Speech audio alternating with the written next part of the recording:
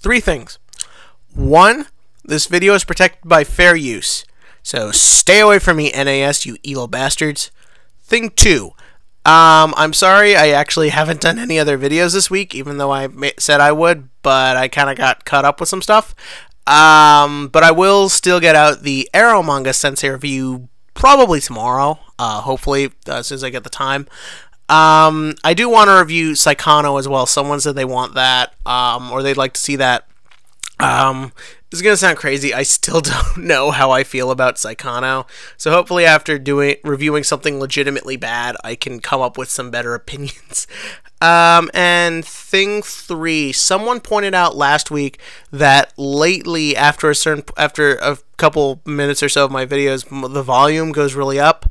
I think that is me trying to transition from doing a joke for the free stuff and then getting into the episode review. So this week I'm just going to keep the same volume tone, and let me know if that fixes it, or if not, I will try and see what the issue is. And honestly, I can't even really get that excited about this week's episode.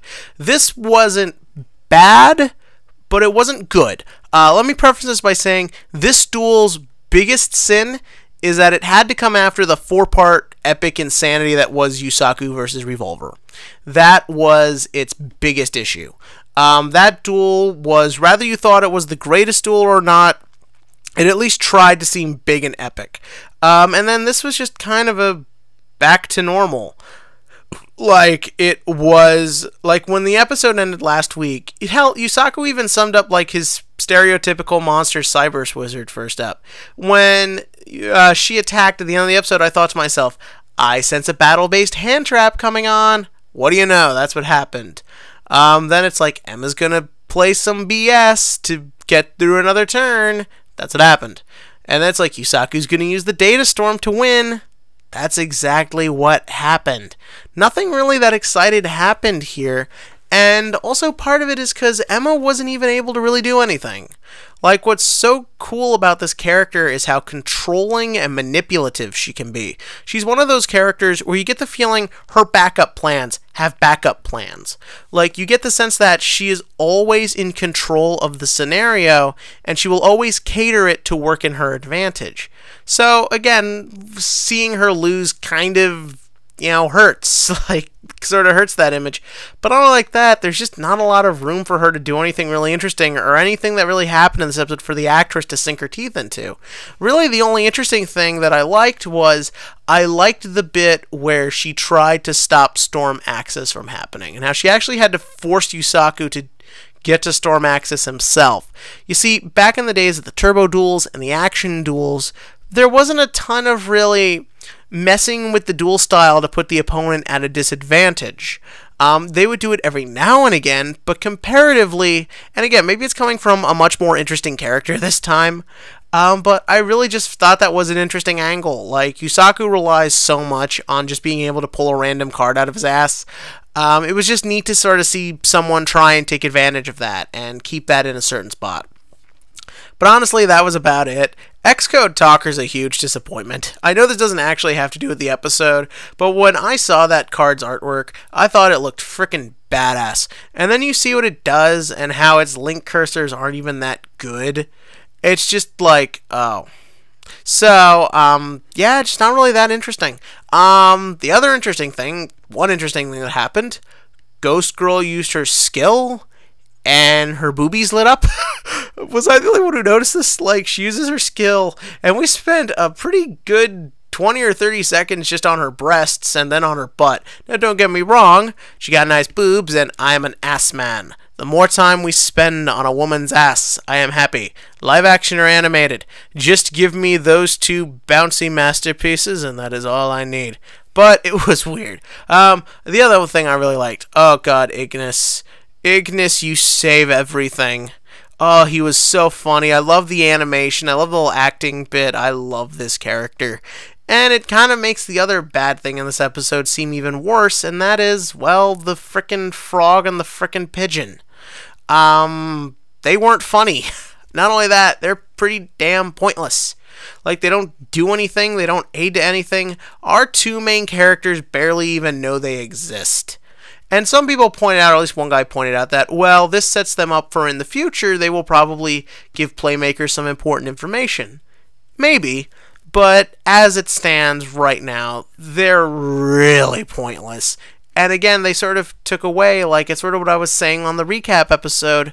If you've got time to waste on bad comedy relief, then that means you've got time to put into developing stuff that isn't going to get developed otherwise. Like, maybe another scene with Akira. He hasn't shown up for he didn't show up this episode. Another scene with Aoi. She hasn't shown up for 2 episodes. If it wasn't for that episode preview, for all I know, she died anyways. Hell, bring Go back. Just do something more interesting than, again, a frog yelling at a pigeon to record a children's card game. It's just not that exciting, and it's really just not that fun. If you like the two of them, great. I genuinely do not. So yeah, that was this episode. Not really a ton to say. The other part is I'd like to take a few minutes for this week's TCG question of the week. I might still do this as a full video, but honestly, my thoughts on this are so split down the middle. I don't know if I could even get out a decent enough video without really contradicting myself. This week's TCG question of the week is the Megatins. They come out Friday, and they, honestly, if it wasn't for Proxy Dragon and the Desires reprint, they kind of suck. Half of the secret rares in there will, or like a good percentage of them, don't really maintain any value, because Zodiac is, knock on wood, getting hit on the next ban list. I mean, we all assume it is, but we can't guarantee it. I mean, they have to, we hope, please. Please, Konami, I know I make fun of you a lot. Don't let me down, Konami. But yeah, that's not going to hold its value. Cosmic Cyclone and D-Barrier are getting reprinted as commons in a structure deck in like 2 months. So, what's the point there? None of the Ultras are particularly that exciting. Okay, granted, part of it is because we were all waiting for Denglong and the Wind Witches, but those didn't get confirmed. The Supers, no one cares about Supers anymore. Commons, who gives a shit? If you don't have Fairy Tale Snow by now, this is an extra chance, I guess? I don't know. My big issue is that I love the Megatins. They're actually my favorite Yu-Gi-Oh! Release of the year. For starters, they look cool. They're really handy for if you tend to keep a lot of random crap on your floor. And not only that, like, I like the fact that they sort of help destroy the paywall in Yu-Gi-Oh! Now, many people will point out how Yu-Gi-Oh! Is expensive when you look at, like, Zodiacs at their peak, where it was like $80 a barrage, $80 a diagram. Ash Blossom is slowly climbing back to 60 as we get back into regional season. But you don't understand, there was a time where every deck costed a couple $100, where every staple was hard to find. There was a time in this game where stuff didn't get reprinted as much. Yu-Gi-Oh! Was, for a while there, the most expensive card game, and yes, it can get very expensive, but they've done things to sort of help us out. And the Megatins, I think, was the big start of that.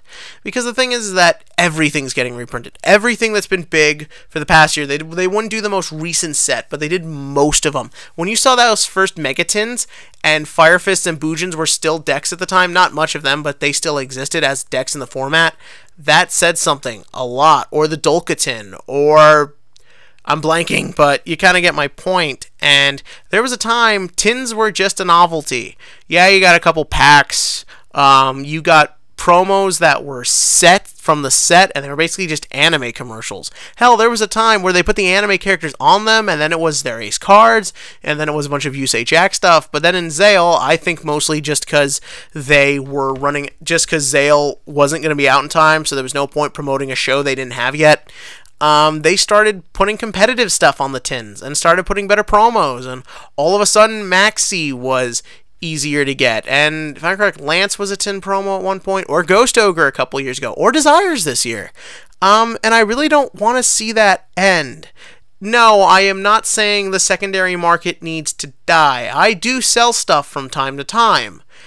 But at the same time, like, it shouldn't be that getting into Yu-Gi-Oh! Needs to bankrupt you. And I don't really even know, because a part of me is also like, let those cards maintain their value. Honestly, Chi-Win is the thing that really needs a reprint right now, if you've seen those prices. But, I don't know. I'm kind of in the middle on this, and I don't want to be, because I'm a YouTuber. I want to have definite opinions. But let me know below what you think. Do you think this year's Megatins are good? Do you think they're bad? Do you think this year is just kind of a freak accident because everything relevant that could be in the tins is about to die anyways? Let me know below. And as always, click to like and click to subscribe. And, well, I hope you pull good on your Megatins on Friday.